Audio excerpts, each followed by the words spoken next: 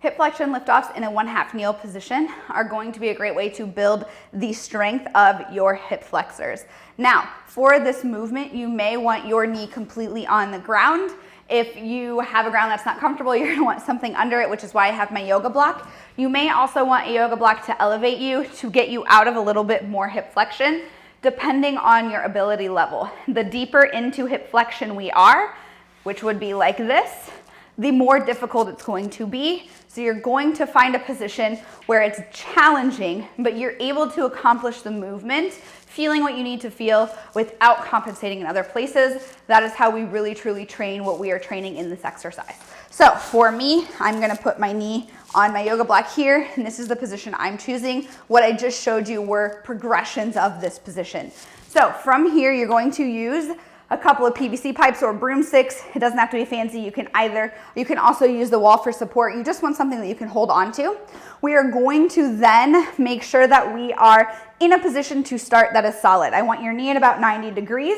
I want your pelvis not here or jutted out to the side. I want it in a relatively neutral position, slightly tucked even if you will, so that we can avoid any closing angle symptoms in the front of our hip.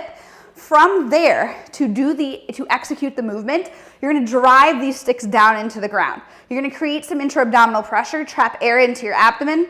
Then you're going to contract the front of your hip, which would be your hip flexors. You're going to lift your knee up, and your foot's gonna come off the ground. You're gonna hold for the prescribed amount of time, and you're gonna parachute back down.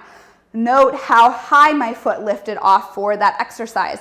This would be too easy of a position for me because I want it to be challenging enough where I can lift it maybe only this much, but I can lift it very high, so this would be too easy, and I would want to elevate my foot on something higher to make it harder.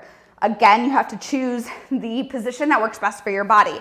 Make sure that we are not compensating by hiking our hip towards our ear. So we really don't want to start to use our spine. We also don't want to use momentum by pushing our foot off. We want to contract the front of our hip stuff. We want to contract that harder, harder, harder, and float the leg up and parachute it back down. Both of those movements, as we're coming up and down, are really important to control. It's how you'll get the most out of the exercise.